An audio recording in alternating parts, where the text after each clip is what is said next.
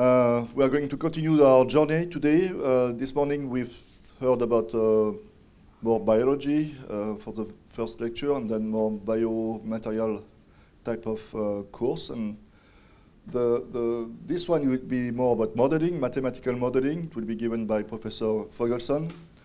So Aaron is a professor of mathematics at the University of Utah, and he's also adjunct professor of biomedical engineering at the same university. So his research focuses essentially in mathematical modeling in physiology and computational fluid dynamics, with a very special focus on many different aspects of blood clotting. He is a recipient of the Sloan Foundation and Guggenheim Foundation fellowships, and he's a fellow of the Society for Industrial and Applied Mathematics. So I'm very, very happy that he has accepted to give this lecture on mathematical modeling of clotting. So please, the floor is yours. Thank you. You may be wondering why I'm looking at my phone. I downloaded the first article I ever read about blood clotting, and I thought I'd mention it to you. As it was just said, first of all, thank you for inviting me. It's been a very interesting meeting, and I've got a chance to come to a part of the world I've never been to before. It's really fun. I'm a mathematician by training. When I was a PhD student, tried a few different thesis problems, didn't make progress. My advisor was one of the first people using computational fluid dynamics to study blood flow in the heart, in particular blood flow past models of natural heart valves and prosthetic heart valves. And one day he said, clotting is a problem with heart valves, mechanical ones that they were studying then. It would be nice to have a theory of blood clotting. And so my career began. The very first article I read on blood clotting was in the magazine, I won't call it a journal, Scientific American. I don't know if you guys know about it. It's a journal for the public, for scientifically interested people. And it's an article called The Functioning of Blood Platelets by a woman named Marjorie Zucker. I was doing graduate work at New York University. She turned out to be at New York University's dental school. So my advisor and I went and visited her. It's 30 blocks away. And she was very nice. But when we told her that we're mathematicians and blah, blah, blah, blah, blah, she said, I'm not the one you want to talk to. There's some people up at Columbia who are looking at the fluid dynamics of blood clotting. And so she sent me up to Columbia to meet a professor of chemical engineering named Ed Leonard. I know Keith, a few of you may know of him. So I had met Ed Leonard, and he had two recently graduated PhD students who were still in New York, Vincent Torito and Eric Grabowski. And both of them were pioneers in looking at the effects of fluid dynamics on different aspects of clotting, mostly on platelet things. And so that was my beginning. Thanks to Marjorie Zucker, I got connected with the right people at the right time. I should be very grateful to her and to Scientific American. One more thing. The subject I was given was modeling of thrombosis, not models of thrombosis. And so I'm going to take you through the historical development by us of models of arterial thrombosis, how we started, what was right, what was not, how we fixed it, next step, same kind of thing again and again and again. I don't know if this is going to be of interest to you, but you're stuck. This is what I'm going to do. So we've heard two talks on thrombosis, arterial thrombosis, and thrombosis on vascular prosthesis. We will hear another one on venous thrombosis soon. I think we can all agree that thrombosis is complicated, extremely complicated, and it involves dynamic interactions of a physical and chemical nature, very nonlinear ones. And I will argue that to understand it, mathematical/computational modeling is an essential tool, obviously to complement all the wonderful experiments people are doing, but our brains are just not wired to put together as many interactions as are involved in clotting and intuit from the different pieces we hear about how it all works. And mathematics is good at that. So this is probably unnecessary after 3 talks, but this is my overview of blood clotting. All of our blood vessels are lined with endothelial cells, and they're green in this picture. Platelets circulate with the blood, and they're covered with receptors. We heard about some of them. And their job, as they're circulating, is sort of as a sentinel. They're surveying their surroundings and deciding whether the local vascular bed is intact or if it's got a problem. Okay. Also in the blood are proteins. For my story, fibrinogen is one of the important ones. VWF, which we heard about, is also going to be an important one. They're also clotting proteins. Okay. Platelets circulate. If they detect a vascular injury, say the endothelial cells are disrupted, then platelets start to adhere, as we heard this morning, through a variety of receptors. Those platelets not only adhere, they're triggered to go through a variety of responses, which collectively we'll call activation. They become sticky to other platelets. They release chemicals out into the blood plasma. Those chemicals, like ADP and thromboxane A2, can activate other platelets, allowing for platelet-platelet binding to occur. Where are we with this? Can you see?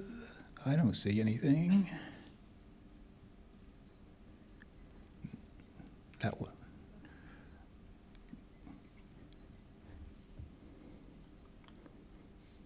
Is there a red dot up there anywhere? There it is. Okay, platelets can clump together and form an aggregate or a platelet plug. Simultaneously, other things exposed when the vessel is injured, tissue factor in particular, initiate coagulation. It's a series of enzyme reactions. As Keith pointed out yesterday, a lot of those reactions involve the platelets that are accumulating. In fact, the accumulation of the platelets is one of the ways of regulating coagulation, in our opinion. The end product of this coagulation system is thrombin, which we heard about earlier today. It does a lot of things, including activating platelets, and it cleaves fibrinogen into fibrin monomers, and those monomers then spontaneously polymerize into long strands. The strands bundle up side by side to become thicker fibers. Somewhere in that process, branches form, and you get a 3-dimensional gel or mesh in the spaces between the platelets and covering the platelets, and that mechanically stabilizes the clot. Not shown here, but in most clots, there's also trapped red blood cells and trapped white blood cells. But the 3 kinds of blood cells and the fibrin constitute most of the blood clot. Now, all of this is happening in flowing blood.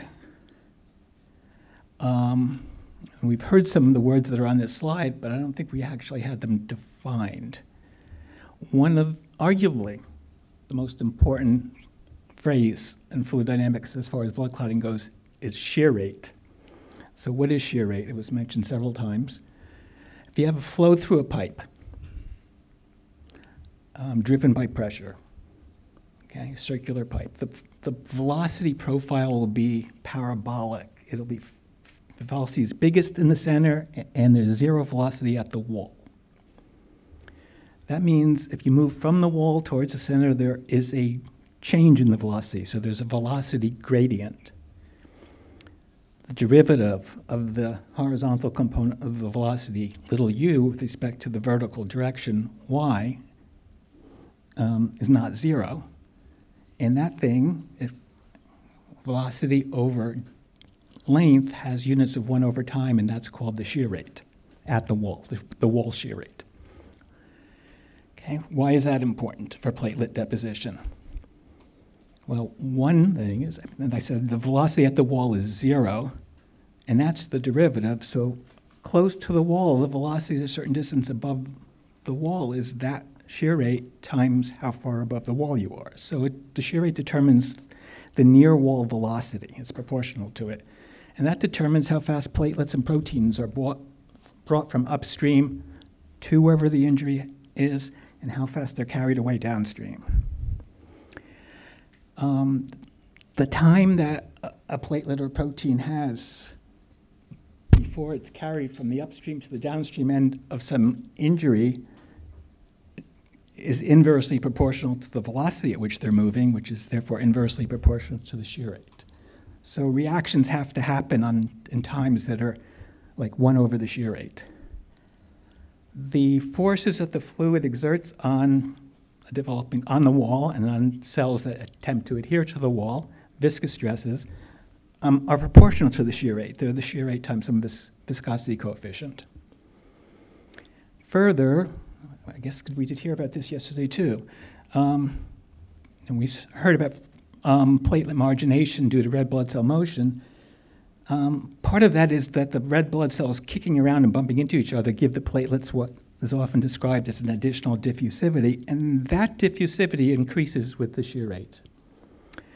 And high shear rates, we've heard a couple times, stretch this plasma protein called VWF from a globular form to a long stretched form, and that activates it and lets it participate in the clotting process. Throughout the vasculature, the shear rates vary. They're low in the veins, 100 per second, moderate in the arteries, highest in the arterioles. In those different flow regimes, different platelet adhesive and cohesive receptors and signaling receptors are important. As we've heard a couple times already, bonds mediated by VWF become increasingly important as the shear rate increases. The numbers up there are the sort of physiological shear rates present in the vasculature. If a vessel is transected or punctured, the shear rates can become much higher, 10,000, 20,000, and a very constricted, at the bottom, constricted stenotic artery, I am told, it's a little hard to believe, but I am told that the shear rates can reach as high as 100,000. Okay, shear rate isn't the only part of fluid dynamics that's important, and I'm going to show you a few equations, a few times.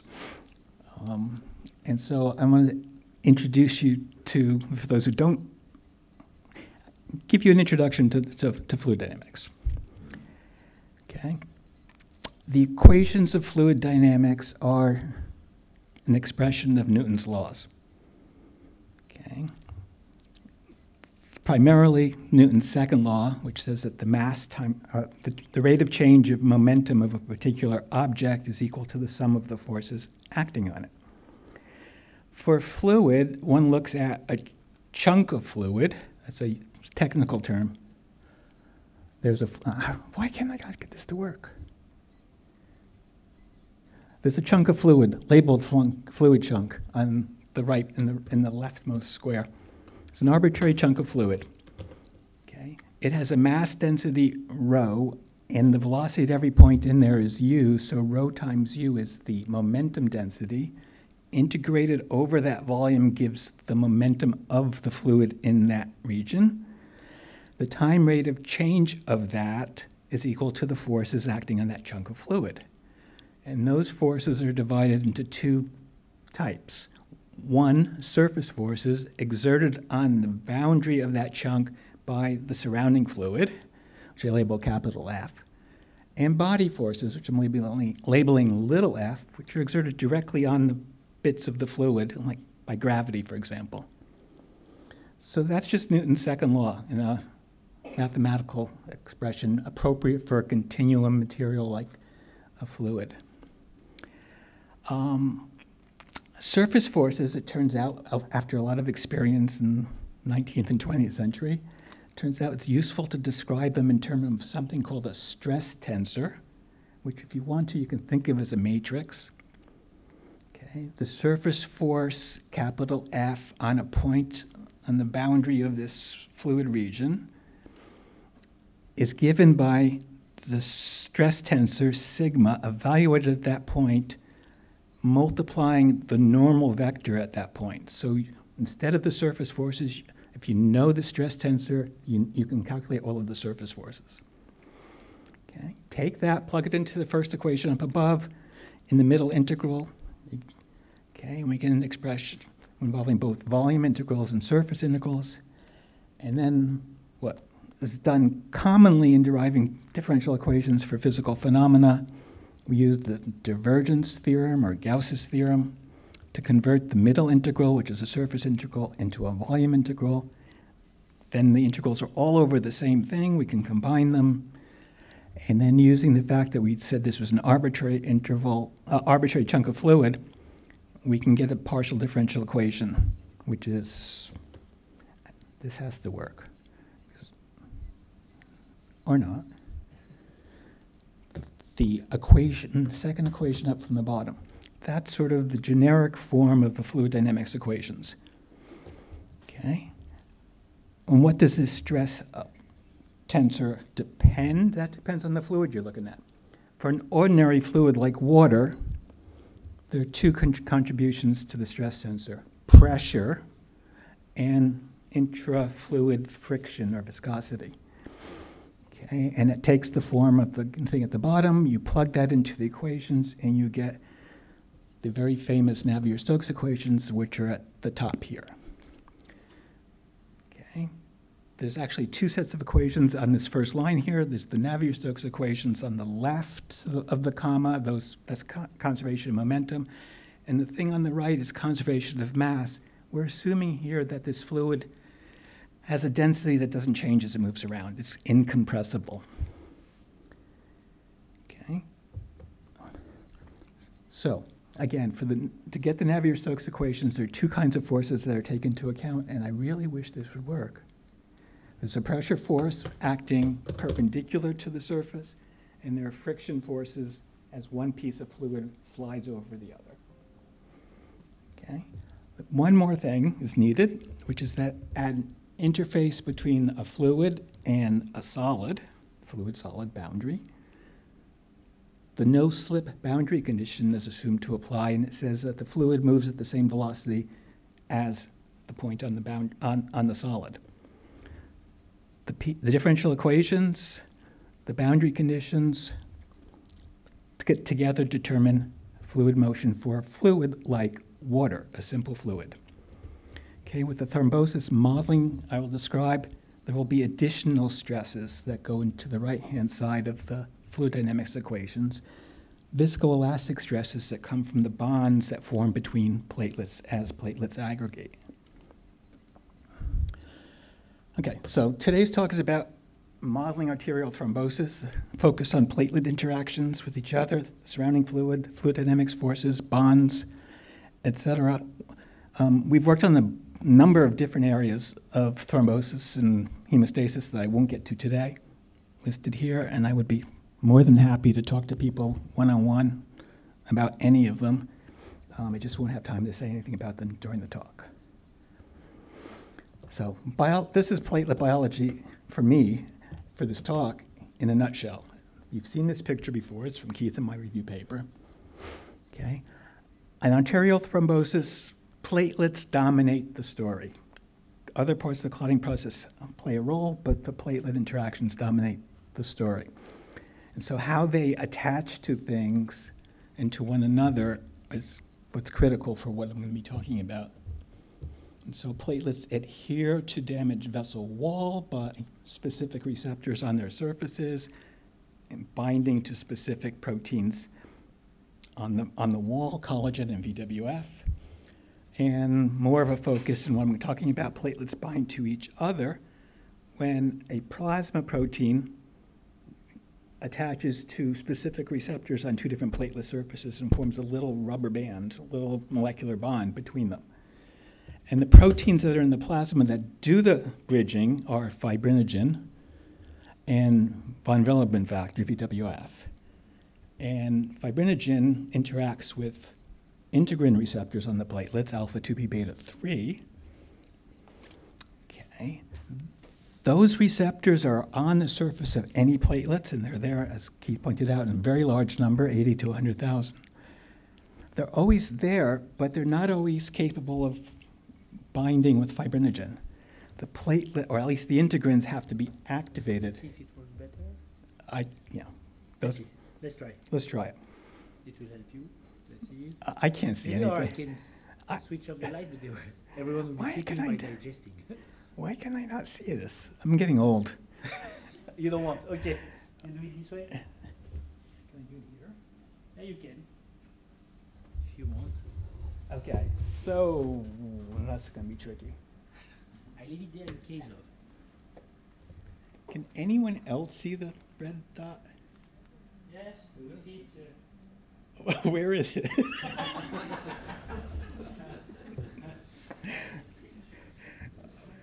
has a blue one or green one? Okay, I'm going to talk. It's labeled fibrinogen. You can see where the fibrinogen is. It spans between two alpha 2b beta 3 receptors that have been activated. If they're not activated, that bond can't form. Von Willebrand factor can join two GP1B receptors on two different platelets. The GP1B receptors are always there, always ready to do their thing, so if they find a VWF molecule, they can always form two platelets could cohere, and the thing that keeps that from happening all the time is that VWF isn't always available. And then VWF can also allow for bonds to form between two integrin receptors. Okay. So fibrinogen can form bonds, but it requires activation of the platelets. That binding is relatively slow formation of bonds. These bonds can break, and those bonds break relatively slowly. Activated VWF, that is stretched VWF, in the plasma can bind to the always available GP1B receptors on platelets, and that binding is fast bond formation and fast bond breaking. Okay, so how would you model platelet aggregation? Well, that depends on what scale you're going to look at. So our first models were at this micro scale, and it's easier to describe these before I get into the differential equations. What we want is to capture interactions among a fluid, populations, different populations of platelets, unactivated ones, activated ones, bound ones. Interactions involving the chemicals that platelets release that can activate other chemicals. Somehow, because the bonds are what hold things together, we have to figure out a way of tracking the bonds between platelets. So at this scale, you could imagine tracking each individual platelet as it moves around.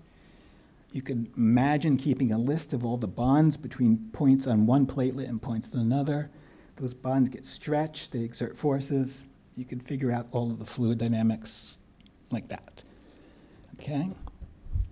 And in some sense, this is a description that accords with what biologists, how you see imagine individual platelets doing things. Unfortunately, for coronary arteries, for example, there are just far too many platelets per unit volume to do this. So we have to take another approach, which is to use a continuum model in which instead of tracking individual platelets, we have functions that describe the concentration or the number density, the number per unit volume of platelets, unactivated ones, number per unit volume at this location, activated ones, number per unit volume at that location, et cetera. So we're going to describe things in terms of sort of in concentrations, like we use for chemicals all the time, but this is for cells. Okay, a complication is that thrombosis in an artery-sized vessel involves at least two spatial scales. There's the vessel scale, which is a millimeter-ish, and then there's the scale of the platelet, or the different distance between platelets that are coherent to one another, which would be roughly a platelet diameter, which is a micron scale. Okay. Micron to millimeter is a small ratio. So these are vastly different scales. And at some point, we want to not have to deal with both of them. But for now, we'll start off dealing with both of them. Okay, and in the next two slides, I'm going to show you the first of a succession of continuum models based on this picture. With each, as I said, or I think I said this already, with each version, new version brought about by successes and limitations of the current model. If there were all failures, we throw it out. There are some successes, there are some failures, so we try to fix the things that are failing. Each new model includes additional physics and/or biology. So in this first model, we have a fluid. To describe the fluid, we have its velocity, u, at each point, and the pressure at each point. This model is going to track just two populations of platelets. Platelets will be distinguished by whether they're unactivated or activated. And that's obviously making a simplification already, and that we're treating platelets as either completely unactivated or completely activated. It's really a suite of responses triggered to differing degrees by different agonists, but we're not doing that here. We have a single soluble agonist that the platelets release. If you want, you can think of it as ADP. The novel features of the model are that there's a function that tracks the distribution of links or bonds between the platelets. And I'll describe that more in a second, but it's given the name capital E because I think of these bonds as being elastic. It'll turn out to be useful to be able to track the concentration of those bonds at a point, and for lack of, because a lot of the letters in the alphabet had already been used up by the time we named this, we call it Z. Each of the bonds is a spring, so you have to have a spring force law. And then there will be a stress tensor, which is related to the link distribution. So what is this link distribution function, E, down there at the bottom? It's not quite a concentration, okay? It's a number per volume per volume. I'm going to go stand over here. No, I can't do that. Look at the picture on the right. Imagine a small region around X and a small region around X plus epsilon Y, which is a point a little bit displaced from X. E of X, Y, T times little volumes around each of those things, so multiplied by 2 volumes, gives the number of links joining activated platelets at X, near X, to activated platelets near X plus epsilon Y.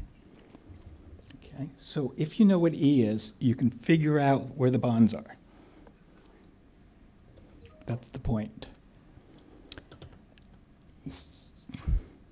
I don't hear any moans. No groans. I am liberating you. Liberation. You can go to the screen even. Thank you. But then we need to change here for the... because I don't know if this works. We'll try it. We try. Okay. I don't need to go there right now. Oh, no. I will when I get. I will. I will. I will go over there in a minute when there are pictures and things. Oh, I'll go over here now. The top equation we saw mostly, it's the Navier-Stokes equations, but there's now an extra term coming from the bonds. Then there are differential equations for the two number densities of platelets and for the activating chemical. If you study chemical engineering or things like that, these equations should not be unfamiliar. It says each of the number densities changes because of advection. Things move from one place to another because of the fluid motion. The unactivated platelets, we say diffuse. For simplicity, and I'll explain in a second, we assume that the activated ones do not have a diffusive contribution motion. Activated platelets, unactivated platelets can be activated, which means they leave this population and they enter the population of activated platelets. The activating chemical, it advects, it diffuses, and it gets secreted when platelets are activated. So a certain amount of chemical gets released every time a platelet is activated. So this is the rate of release of ADP. Okay. And then this is not critically important, but we assume there's a degradation term. The ADP that's in the fluid gets degraded. It hardly matters because ADP gets washed downstream anyway. I'm going to ask a question. I know I'm not going to get an answer. Are there any questions on this part? Okay, I'll believe, this is what I do with my class. No questions means it's completely clear. I have a question. Okay. Where was it? Ah, okay, yeah. So these guys will be able to form bonds with each other, the activated ones. So that they can participate and form clumps. And the diffusion's really coming from the red blood cells jostling the platelets. So we're making as the aggregates get bigger, they probably get jostled around less. We're making sort of the extreme assumption that these guys get diffused, but once you're able to form aggregates, you don't. It's a simplification. We could have a size-dependent diffusivity, but that would be much more involved. Okay. The rest clear? All the blue? Okay, then how does this funny link distribution function change? What's its differential equation? It's given here. Is this really going to be recorded? We'll see. There's an advection term, just like in these equations. There's a funny other term here I'll come back to. And then there are two terms on the right-hand side. The first has to do with formation of new bonds. Bonds form between pairs of activated platelets, so the rate at which bonds form is proportional to the square of the concentration of activated platelets, with a rate constant that depends on how far apart the platelets are. You know, if they're too far apart, alpha will be 0. And then existing bonds break at a rate beta, which is also a function of how stretched they are, how big. You can think of y as the length of the vector, or y as the link vector pointing from one end to the other, and with these lines on it, mod y is the length of the vector. So links break at a rate that depends on how stretched they are. That links can only form if the platelets are close enough together.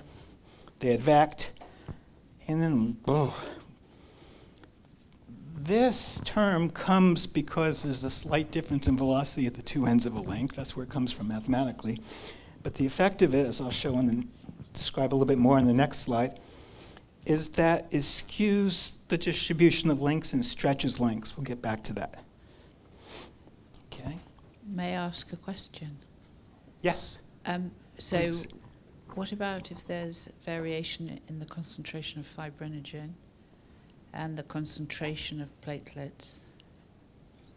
How do This you allow model for is that? not taking into account any It doesn't variation in allow for that. fibrinogen, because Okay. fibrinogen is, the rationale, which you can question, is that fibrinogen is plentiful. Does this allow for axial flow? Sorry? Do you believe in the concept of axial flow? Axial flow? Yes. This allows for any flow. Depends on what Okay. the forces are. Okay. Flow will go down the stream, things will move up and down. As a thrombus develops, things will go But over the thrombus. So it's the effect of the red cells. The red blood cells effect is only showing up through here, Okay. through the effective diffusivity of the platelets. So as a medic, I believe that when you become anemic, you lose axial flow, because normally in the arterioles, you've got the red cells in the middle, and you're pushing out platelets and plasma, Marginating. marginating. Well, not quite. Marginating means they're actually attached to the endothelium, but they're there, so that if there's an endothelial breach, you're going to get You have a higher faster. concentration of platelets near the wall. Yes. Yeah. Yes. That could be taken into account. We're going to look at thrombus formation in just a segment of a blood vessel. So if coming into the vessel, we already have the distribution of platelets as skewed towards the wall, that'll work. That'll capture that. So E, the link distribution function evolves according to that. And then the stress tensor that comes from, this is way down here, isn't it? Can be calculated by E. You're basically adding up contributions from each of the bonds. We're integrating over variable y for a given point x. Imagine you're sitting at a point x, you have a bunch of platelets there, they have bonds to platelets elsewhere. You're adding up all of their contributions by doing this integral. All of their contributions to forces. Okay. Now I do have to come all the way back here. Okay, a little bit more on this guy. So this is just a picture illustrating that term, but the links form in an isotropic way. But because of this term, if there's a velocity gradient, the distribution of links gets skewed, turns, and stretched. So that term is responsible for a lot of the interesting fluid dynamics on the link distribution. We'll do this, and then, okay. The careful reader will have observed that although I made a whole lot of noise about this E equation, E doesn't appear in any of these equations that describe how the fluid moves, how the platelets move, how the chemical moves. E only appears in this integral, which calculating the viscoelastic stress tensor, which does come up here. So that's how the bonds influence the fluid motion. But if somehow or another we could calculate sigma without knowing what E is, we wouldn't have to calculate E. Why would we care? E is a function of two sets of spatial variables. X, the macroscale variable, tells you where you are in the vessel, and Y, which tells you the direction and length of a link. If we were doing a three-dimensional calculation, then E would be a function of two vectors of length 3, that's so 6 dimensions, and time. Tracking a function that's a function of E, that's a function of 7 independent variables, is computationally unpleasant. Okay, we would like to avoid that. So conceivably, it's worth at least thinking about, can we use this equation to get an equation for this, which only involves one set of spatial variables and time, and therefore might be a lot less expensive to deal with? So we tried that. Where is that? This is what I said. This is what I said. This is the goal. Here's the definition of sigma, which if we knew sigma directly, we could replace any mention. We wouldn't need to talk about E. And here's how E evolves. You can try to get an equation for sigma. Take the time derivative on this equation. The only time derivative over here would be of E, because nothing else depends on time. Take the terms from this equation, replace the E time derivative of E in here using those things. You get a whole bunch of terms, and then start manipulating them. Okay, and that's what we did to get here. Some of them manipulate nicely to give us simple things, relatively simple things. And then there are two terms left over. One involving the breaking of bonds, and one, I don't even have to describe it, except it's here if the stiffness, if the bonds are nonlinear. If these bonds were linear springs with 0 wrestling length, the stiffness would be a constant, and this derivative of the stiffness would be 0, and that would be gone. Okay. So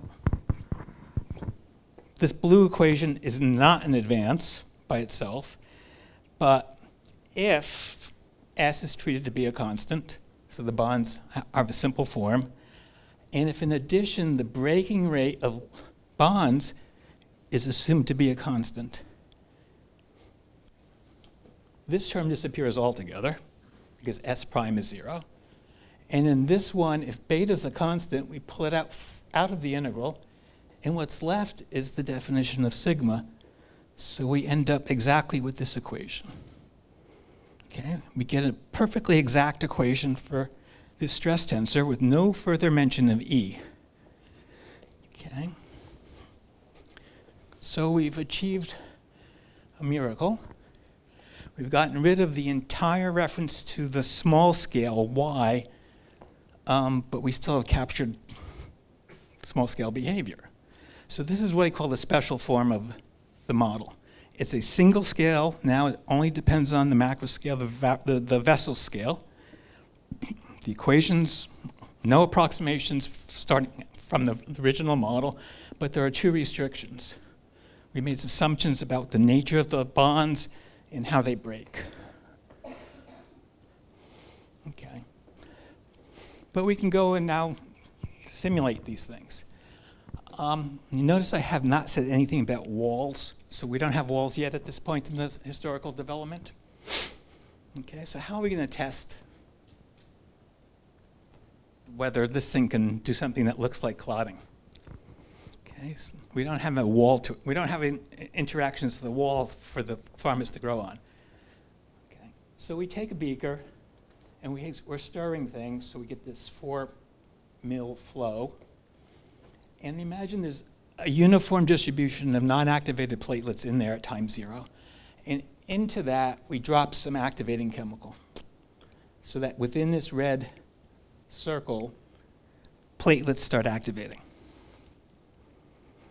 Okay, they start activating. Now activated platelets can start forming bonds. So they start binding to each other. Meanwhile, the flow is pulling this way and coming in here. So that original circle becomes wider and a little bit narrower. And bonds start to develop. These cyan contours are contours of the concentration of bonds. Okay.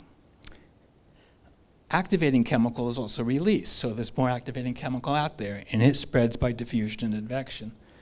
And so this thing continues to get longer, more bonds form. Okay. The bonds initially formed isotropically. They really don't do a whole lot in that state.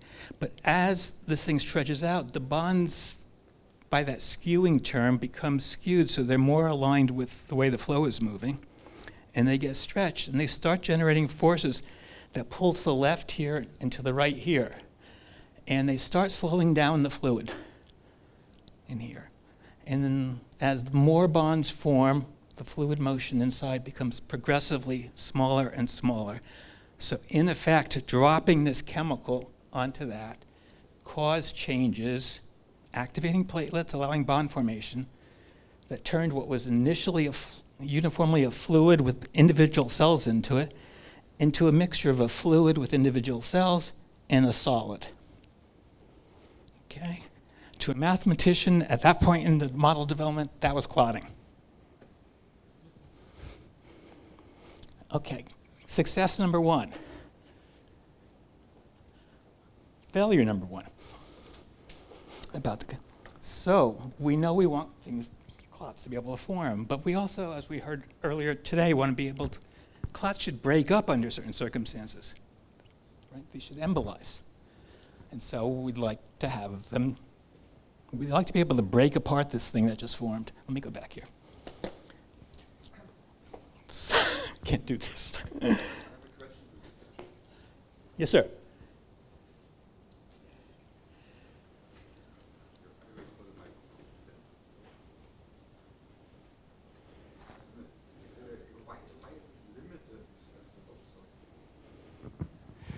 Now it's working. Why is it limited, this distribution to and the narrowing? If there's an inflow from up and downwards, and it's a circular flow. Yeah. It doesn't bring anything in from up here. It's just circular. But there should. But it there gets should narrower.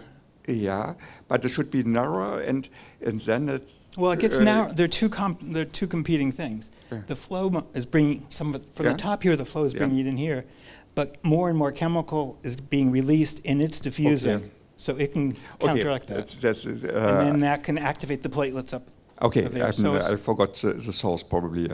Okay. So if we form this clot, to see if it can embolize, I imagine doing this experiment. I'm God. I reach in with one hand and grab here. I reach in with another hand and grab here, and I pull. I should be able to rip this thing apart. That's what, you know, we want a model that can allow for that. And now we have a movie, except I can't show the movie because it didn't work on this computer. And this is where we try to do that.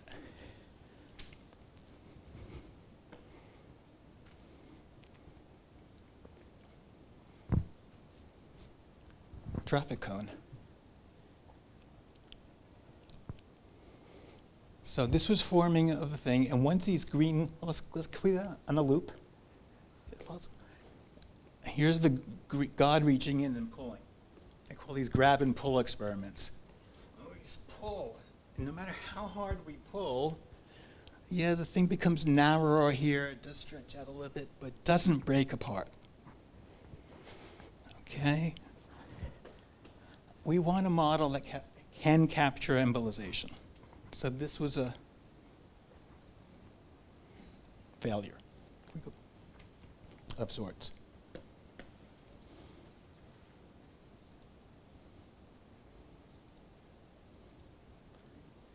Next.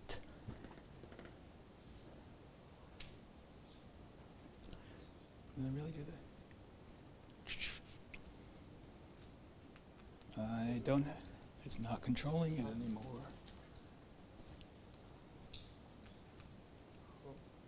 Oops. Anyway, okay, so what we can trace down to what's happening. Remember the special form of the model made a couple of restrictions, but the important one for what's going on here is assumed that the breaking of bonds does not depend on how stretched they are. They just break at a constant rate. You can stretch a 100 nanometer long bond to 6 millimeters in this version of the model, and it still breaks at the same rate.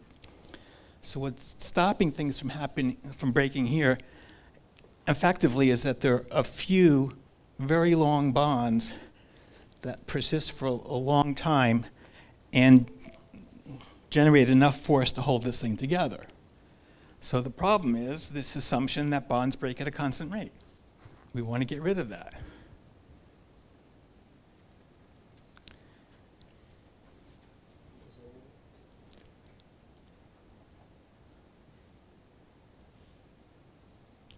So how can I do it? I can do it with this? Maybe. Nope. How about these? Just that? How do you go back? Let's try this. That works.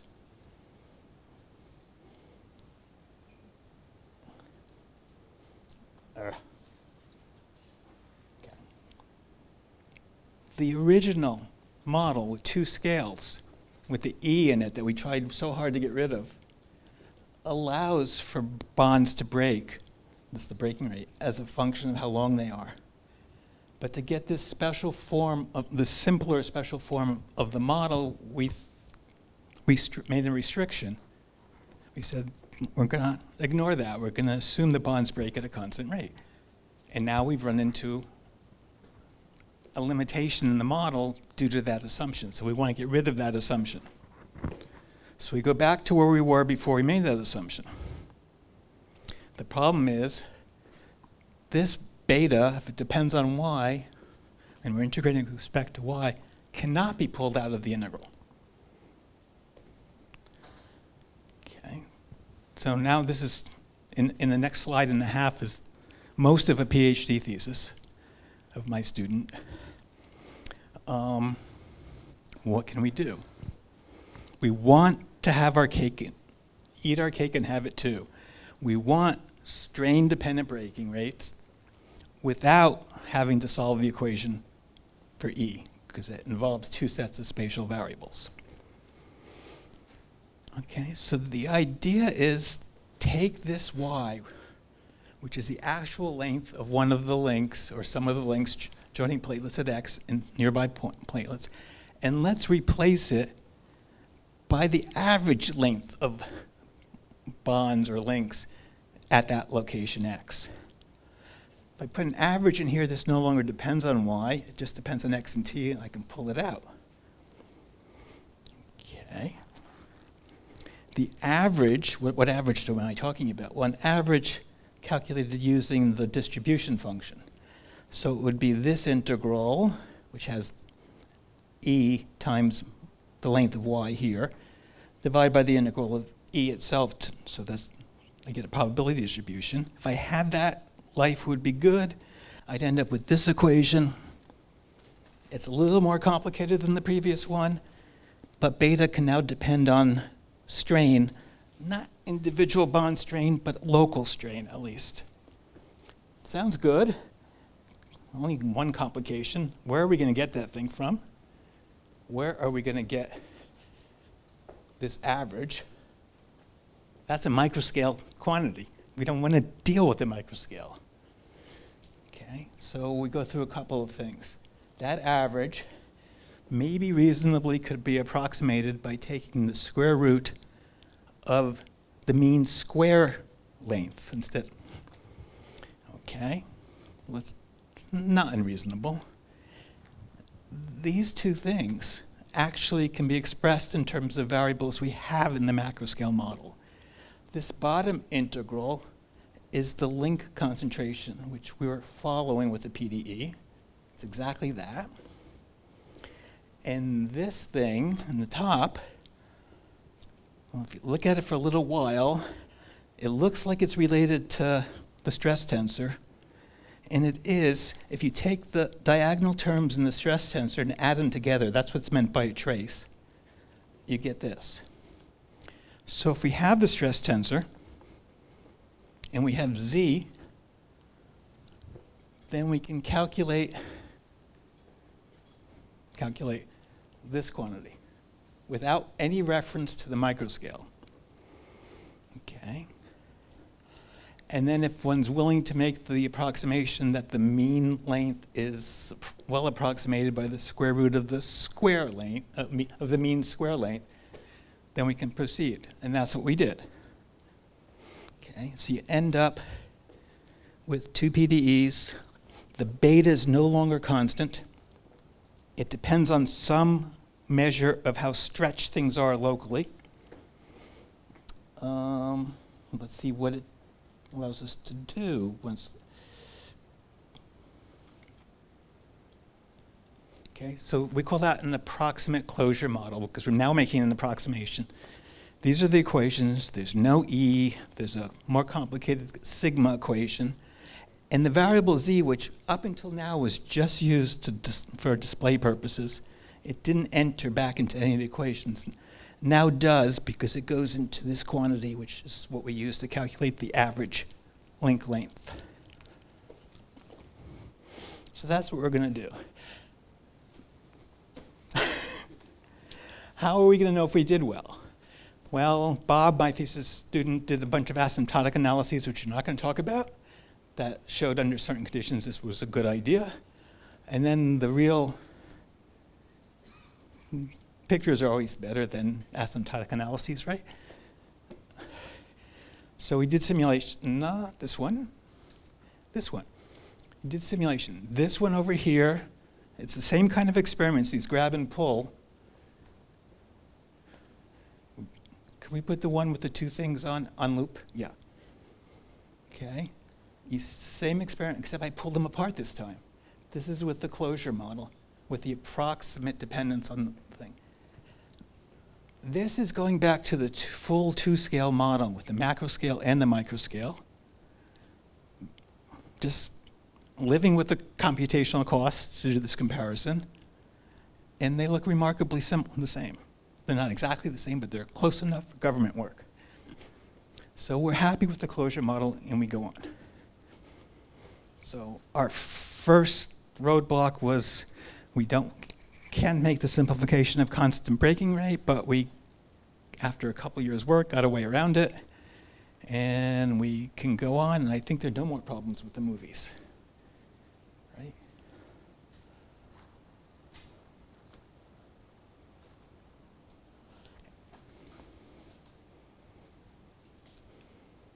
Okay, so now we remembered walls matter in thrombosis. We should have a vessel, we should have interactions between platelets and the walls. So imagine you have a vessel, and part of it's regarded as damaged. So it has reactive sites on it. You can think of them as collagen. We're going to specify that by giving a function W for wall of x and t that'll be non-zero only along some part of the wall. Platelets can adhere to those sites, and platelets at those sites can be activated by contact.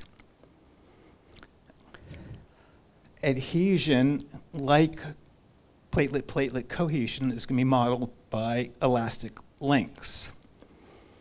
Okay, so the previous equations have to be modified a little bit. There are new ways that platelets can get activated. They can get activated by contact with these wall sites.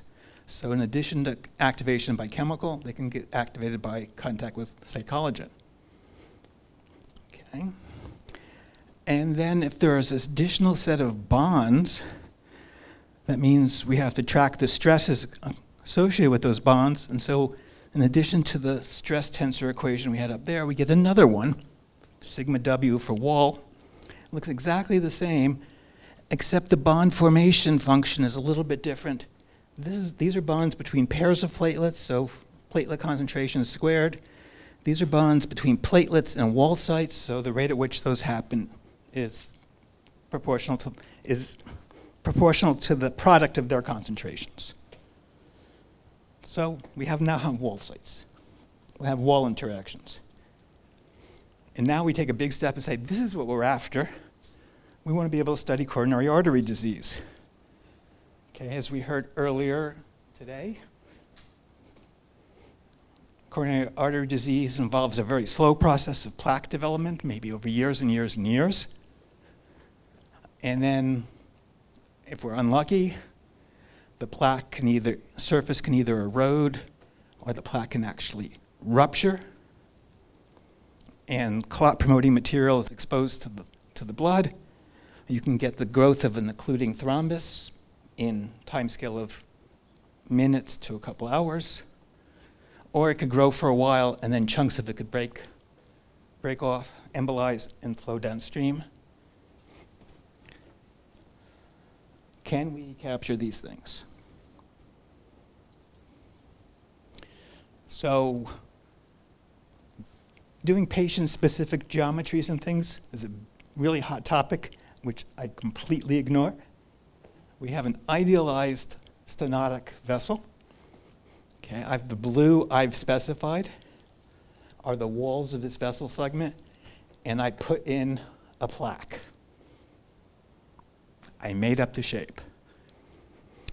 Okay, blood is driven by pressure from left to right. There are non-activated platelets throughout this domain. At time zero, I imagine a rupture happens here, and wall reactive sites are exposed to the blood. Okay. And once that happens, platelets can start attaching. Oh, I should say a couple things. These are the fluid velocity vectors. There's a recirculation zone back here. The flow comes over this and then does that. There's a little recirculation zone up here. The flow is accelerated as it goes through the restriction and then slows down again as the vessel widens.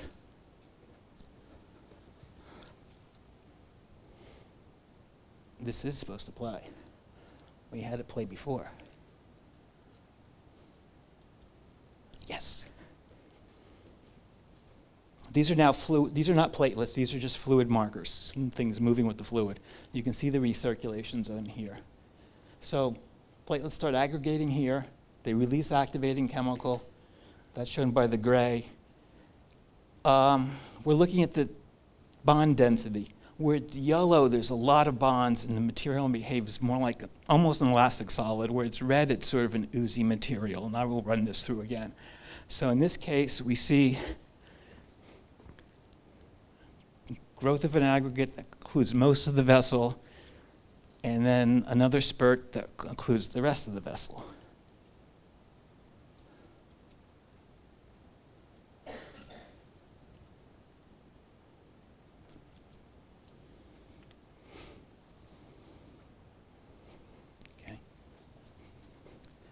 Activating chemicals comes out, it starts activating platelets. It gets swept into the recirculation zone, so it activates a lot of platelets down there. Most of the activating chemical that's released here gets pulled downstream for a while. Eventually enough platelets come in and enough chemical gets released to cause another round of aggregate growth, and in this case, includes the vessel.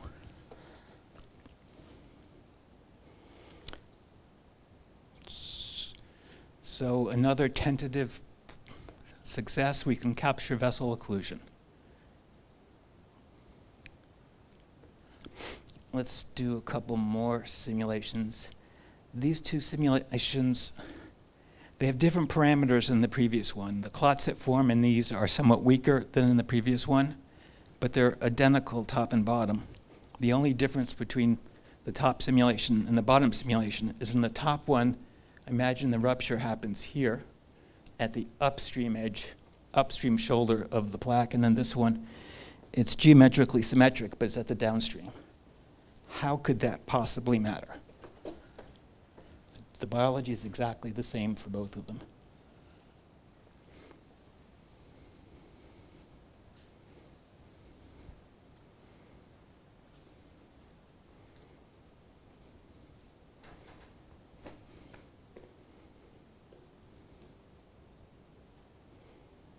So despite the rupture having exactly the same properties except location, despite the platelets being the same and the flow being the same, the results are vastly different. Here we get the stable growth of an aggregate into the sheltered recirculation zone. Up here we had repeated growth of aggregate, but each time stuff was torn off, it embolized and pulled downstream. And the reason is just because of the different flow regimes. Here we're going into a regime where flow is accelerating. There are large shear stresses here that pull the aggregate apart. Here we're going into places where flow is slowing down. There are low shear stresses here, and then lower ones even in the recirculation zone.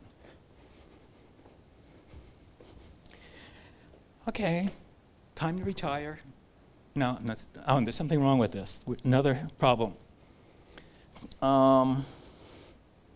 These thrombi, like the one in this picture, well, they occlude the vessel, but the density of platelets in that is essentially the density of platelets in the background fluid. There's no concentration of platelets. That's one problem. And two, the time scale under which the thrombus formed is unrealistically short. Okay, so why do we have those problems? They can be traced to the fact that the model as described up to now is a single phase model. Everybody, fluid and all the platelets and the chemical, all move with the same velocity. Okay, as we saw, it can produce occlusive thrombus. It can have clot breakup, but clotting has to happen too fast, and the density never gets higher than the background density. Whereas real clots could be 100, the platelet density in a real thrombus could be 100 or more times the background density. So we're missing something major there, and the time scale is really distressing. This should happen over a minute, 2 minutes, and it's happening in much, much faster than that. So the problem comes from the fact that everybody's moving at the same velocity. Okay. What really we think should be happening is early on, you have some platelets in the thrombus, but they're spread out. The thrombus isn't particularly dense. It's porous. Fluid bringing additional platelets can permeate that thrombus. Okay. There's little drag on that thrombus because the fluid, the platelet, the aggregate's not affecting the flow much. Okay, so only a few bonds are needed to hold those guys together. Over time, more platelets get captured because they're brought in through this porous thrombus. The thrombus gets bigger. Yes, the drag on it gets bigger because the thing is bigger and it's less permeable. But during the time from here to here, gradually more bonds could form. Okay. So I'm probably way over time, but I'll keep talking. So we'd like a model that captures this. So we want a model in which things can move at different speeds. And that gives rise to the next version of the model. We'll call it a two-phase model, because now there are two velocity fields that are can be different from one another. And the previous model had two populations of platelets. This one has a third. Okay. We have the same two as before, unactivated moving in the fluid and activated moving with the fluid. But now we have an additional population of platelets, activated and bound. So the guys up here that were thought of as forming the bonds in the previous model aren't anymore. They can join the thrombus, but they're not part of it yet. These guys are bound, and they're allowed to move at a different velocity. Okay, so there can be relative motion between the background fluid and these platelets and the bound platelets. The activating chemical moves with the fluid.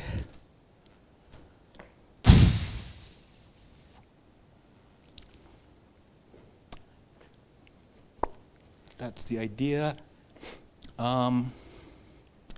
This is taking the form of what's called a mixture model. At each macroscopic location of space, it's big compared to the size of platelets. And so both platelets and fluid can exist at that point. So bound platelets can exist there. And what is useful for the model is knowing the fraction of the local volume that's occupied by bound platelets. That's the volume fraction of bound platelets. And the volume fraction of everybody else, the fluid and the single platelets. Okay, the mechanical equations, which are on the next slide, depend on those volume fractions. We get them from the platelet equations. Okay, you can write down from the platelet equations for how the volume fractions themselves behave. Okay, and volume fractions have a property that they have to add up to 1 because there's only two materials and they comprise the entire volume. If you add these two things together and use that fact, you get this condition. It's reminiscent of the incompressibility condition in the simple Navier-Stokes equations, which says that the divergence of the velocity field is 0, but here it's not the divergence of either of the two velocity fields that's 0, it's the divergence of the average velocity field that's 0. It is perfectly okay to push more bound platelets into a region as long as you push a corresponding amount of fluid out of that region. So neither of the velocity fields for the separate things need to be incompressible. And here are the mechanical equations. They look a lot like, up to here, this looks like the Navier-Stokes equations. This looks, if you cover up this blue stuff, it looks a lot like the equations we showed before, but now there are two sets of momentum equations, one for the material that we call fluid, and one for the material that we call bound platelets. They are equations for the different velocity fields. Each material is acted upon by a pressure gradient. by viscous stresses, like in the Navier-Stokes equations. Those are a little bit more complicated when the flow is not incompressible. There's term on the bound platelets that's from the bonds between the platelets. And there's one new term in both equations, which is the drag term. If there's a relative motion between the two fluids, this fluid drags on the bound platelets if they're moving at different speeds, and the bound platelets drag on the fluid if they're moving at different speeds. Okay.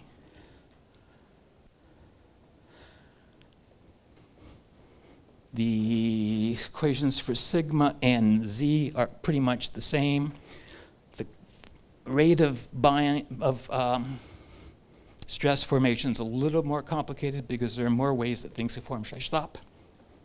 2 minutes, 3, 4. 3. Okay, so bonds can form between pairs of activated platelets, between activated platelets and already bound ones, and between bound ones. So things are a little more complicated. Turns out it's really much more difficult numerically to deal with two-phase models, but we've done it, and we can get growth of thrombi. This picture doesn't have any numbers on it. This one doesn't either. We get growth of thrombi. We can show that how big the drag term is can affect the results. This is for a relatively low drag. This is for a somewhat higher drag. Chunks of the thrombus get torn off. These simulations are for just made-up parameter values. We then went on working with David Koo at Georgia Tech. We got some physiological parameters and some permeability measurements and stuff, and we went on. And we can have a thrombus growing off the wall with reaching a density of 150 times the background density over a minute or 2 minutes, so physiological timescales. Yay. We're doing this at a moderately high shear of 800 per second, arterial, and everything's good until we realize that this thing just doesn't grow any higher than about here. And I should say the protocol for these simulations is we have a region about that big that we call the reaction zone. Platelets entering it get activated, whether they see anything else. Outside of that, they need to be activated by ADP. So this doesn't really grow above this reaction zone, and the region is at a shear rate of 800. The ADP gets washed downstream. And so I will tell you that's a problem because real platelet aggregates can form at much higher shear rates. So what's missing from the model? VWF. In the model, and I'll stop with before getting into that. The model, as described so far, has a requirement. Platelets have to become activated before they can start binding to each other. That's appropriate if we're talking about binding through fibrinogen.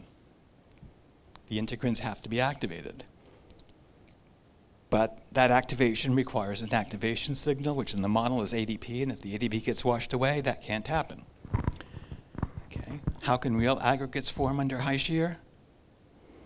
Well, if receptors on the platelets that are always there can bind to VWF molecules that aren't always available because they're usually globular, but under high stresses become stretched, then we can have binding between unactivated platelets mediated by VWF. In principle, that can temporarily hold platelets in position, giving them time for activation, either by local ADP or by signals generated through the VWF GP1B bonds themselves, activating platelets, then allowing those platelets to become capable of forming fibrinogen bonds, which are longer lasting, and you can build up a stable thrombus. And we've done some simulations with this, which I'm not going to show you because I'm out of time. But what we want to do is actually track the dynamics of VWF in different, globular and stretched. Because unlike fibrinogen, which is really plentiful in the blood, VWF isn't. So we think that it might be important to track how much VWF is already involved in platelet binding, because that could limit how much more is available for further binding. That's work in progress, and you just have to wait until HemoPhysics 33 or something to hear about it. Happy to take questions. Either now or after? No, now. Okay, thank you very much.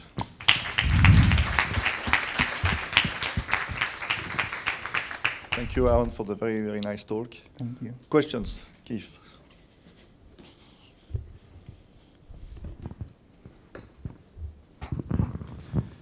As you know, I'm a big fan of your models, and one of a couple.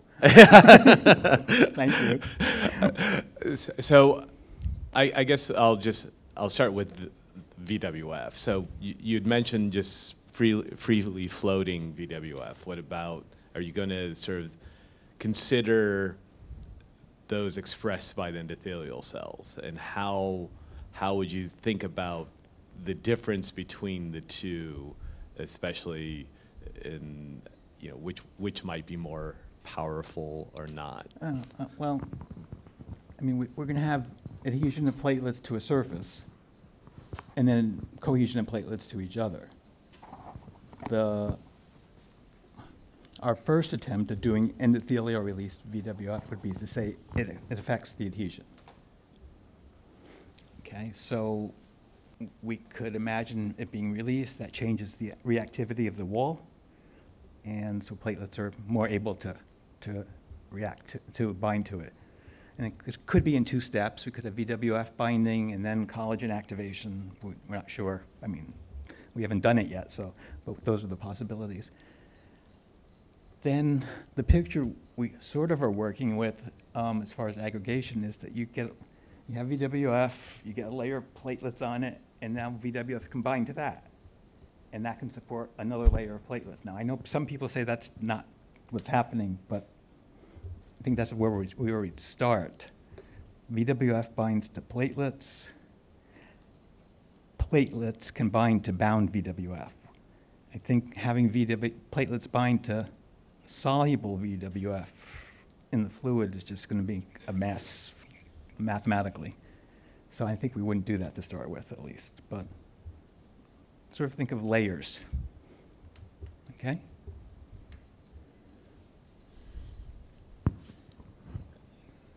Yeah, I guess one kind of big picture question about developing models where we have so many different receptors and so many different ligands, and sort of seen some ligands. Two.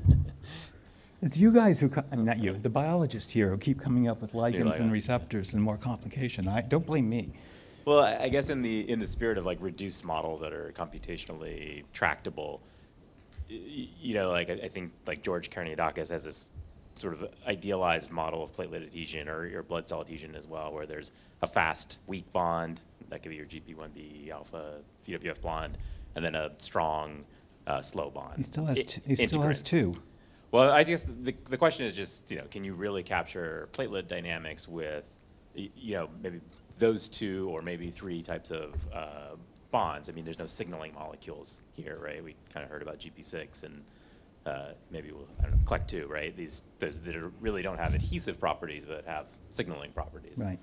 So that's like the first question. Yeah, I'll leave it at that. I think you need a signaling molecule, at least one. Yeah. Whether you need one for ADP and thromboxane and all of the others, I don't know. I think I'd start with one.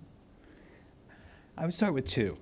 One like ADP that's released from granules, that's not produced but is released upon activation or soon after. And one like either thromboxane or thrombin that's produced on a continuing basis by the platelets in the aggregate. Those will potentially behave differently, right? One's a burst and washed away, the other can continue to be produced. I think two kinds of binding receptors probably are necessary, one involving unactivated platelets, even if they're transient bonds, like the VWF-mediated ones, and then one something firmer. There are experiments from Japan back in 2000 that looked at, flow chamber things that looked at what happens if you didn't have fibrinogen. You could form a clot with VWF, but it wouldn't be stable. And if you tried to do it with just fibrinogen at 1,500 inverse seconds, you didn't get a clot, so you needed both. And I think, that sort of appeals to me, and I think that's what we're going to try to look at. That's what we've been looking at with this model. So I think you do need a couple of different things. You can't reduce it, I think we learned, you can't reduce it too far. There's carefully orchestrated stuff going on in clotting, and it's there for a reason. We don't understand all the reasons exactly, but we're trying to get to them. I think some level of complexity is going to be essential. Too much reduction is, well, we did it. And you saw the consequences. We can't capture things.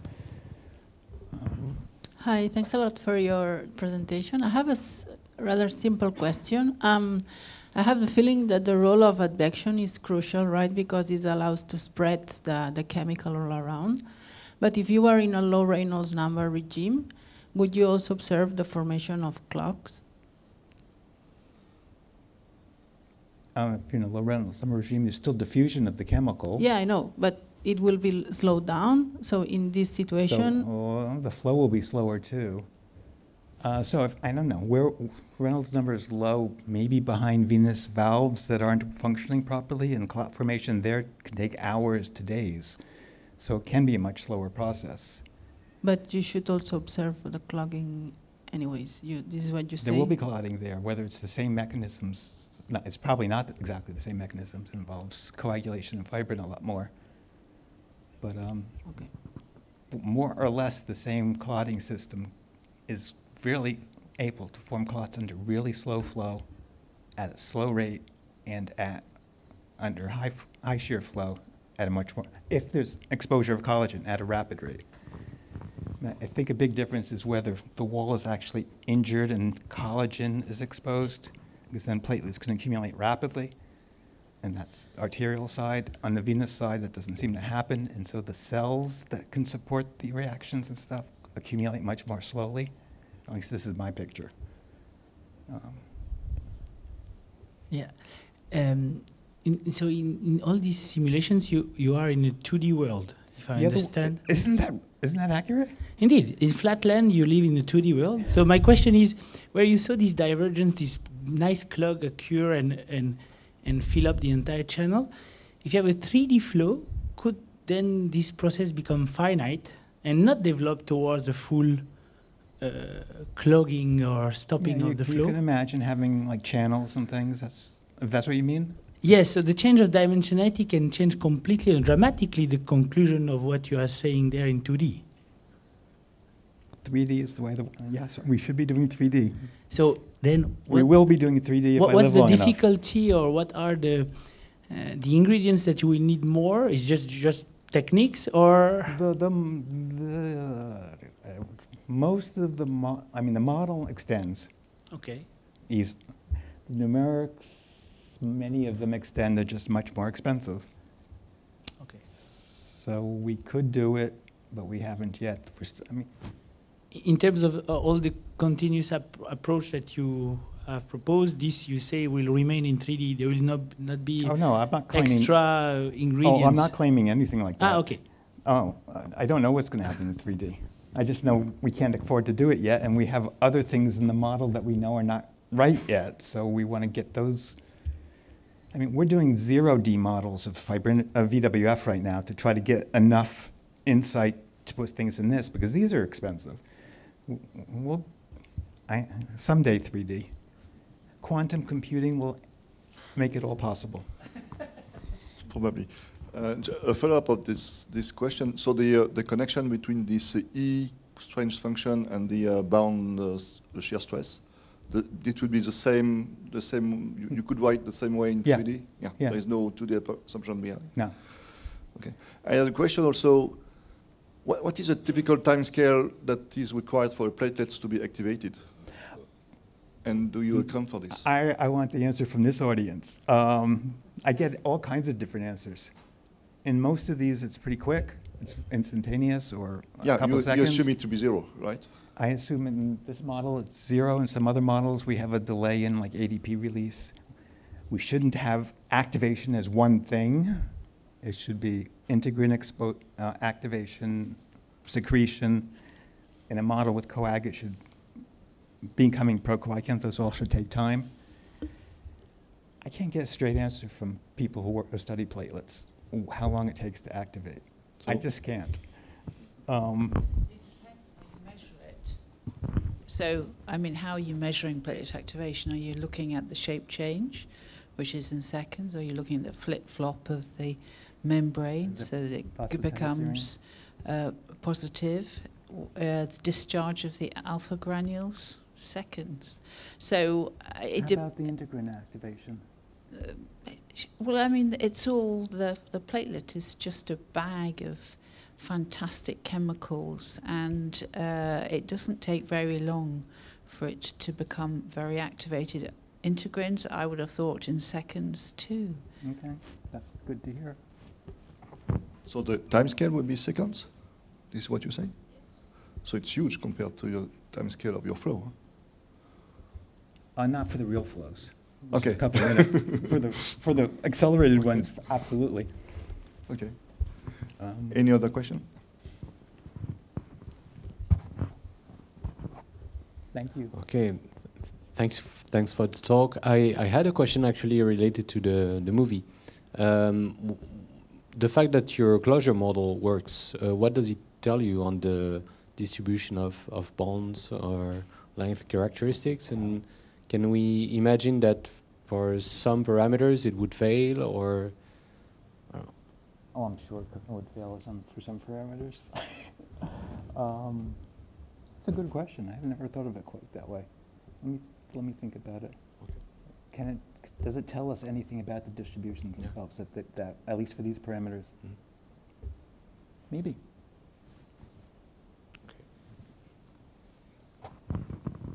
Maybe. But I haven't thought about it. Not likely to do it successfully up here right now. Hey, thank you so much for the talk and letting us in to your journey of developing this model and adding to this model. I am myself like a biotechnician by training, so the question that's really burning question for me is how can you validate simulations, because I'm also working in a cooperation with a simulation team, and I'm doing like the in vitro testing. So what do you think would be crucial, like moving forward, to have from the experimental side or the experimental researchers to validate your models? Is it just like video material of the growth of the thrombus, or can there be like experimental results about really the forming of the bond, or the clot behavior to stress or something like that that could add to your model? Right. I think the primary thing that's going to happen in the short term is videos, 3D structures, 4D structures. If the experimenter can do things like block some of the receptors, and we do the same, and the results more or less match, that would be helpful. If they don't, then we have to think harder. So perturbations that can be done experimentally, in which we can at least try, simulate, would be helpful. Yeah, I mean, it's going to be a long time before individual platelet motions through a thrombus can be tracked by experimentally. So, yeah, I think it's going to be, videos at the scale that you see many platelets are the only realistic thing for the time being. I mean, tagging different things. I mean, this doesn't have fibrin in it, but if we had clotting, coag, we could tag fibrin and platelets. We've done that in some of our other models with Keith. It's hard to bridge what's experimentally possible and what we sort of ideally would like to have to validate the models. But those are sort of the kinds of things that seem to be possible now. Yeah, also find the right ligands, I think. Yeah.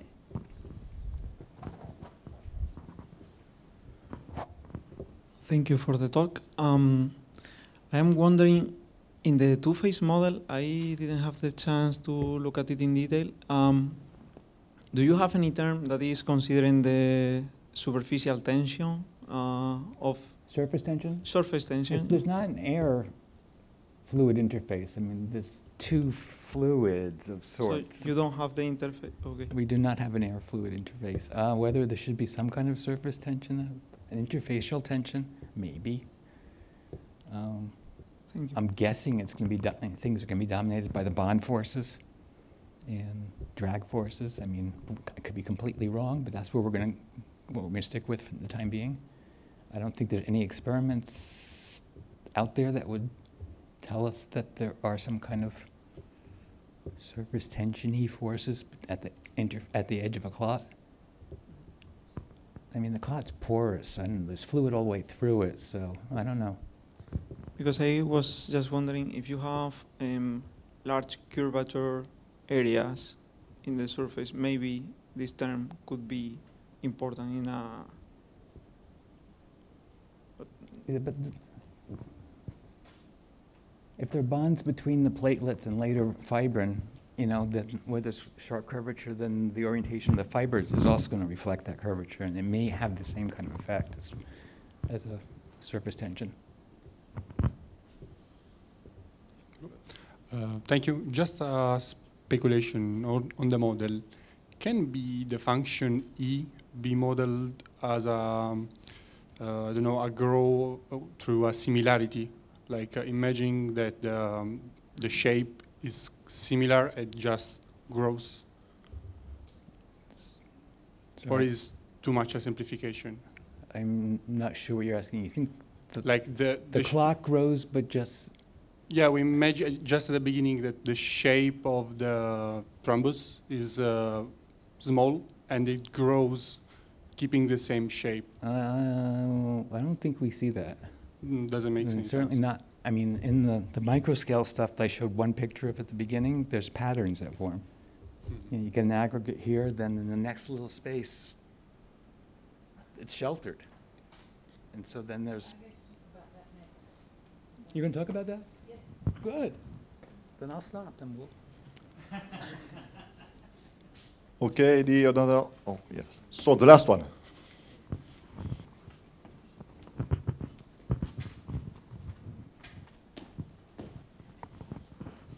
Thank you so much for your talk. I would like to ask you, as regards the boundary condition, you, if I understand correctly, you said that you have a pressure gradient for the Navier-Stokes equation from the inlet and the outlet. And for the convection diffusion reaction equation, you have a constant concentration of the activating chemicals at the walls for the part that you consider like...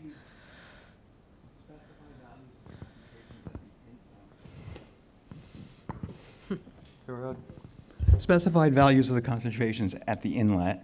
Mm-hmm. For the activating chemical, probably 0. Mm-hmm. For the activated platelets, 0. For the unactivated platelets, some number. Along the walls, except for the reactive part, it would be no flux. Mm-hmm. Some kind of outflow boundary at the boundary condition downstream. Mm-hmm. At the reactive things, and then it gets more complicated, depending on what, you know, if stuff is binding to the wall, then it's sort of a Robin boundary condition, a mix of a normal derivative and a concentration. Mm-hmm. So the flux is the flux of reactive chemicals is constant, or is a function? The flux at the reactive part? Yes. That's going to depend on the model, but here there's no flux. I see. But then, yeah, it depends on what's happening. If stuff is actually binding to the wall and there's a flux to, then the rate of binding, the net rate of binding and the flux have to match. Mm-hmm. Okay. With a plus or minus sign, depending if you do the accounting right. Okay. Yeah, but there definitely has to be a match. Conservation has to happen. Okay, thank you very much for the questions and the answers. So this is now time to the coffee break, and we'll meet again here at 4:15, something like that.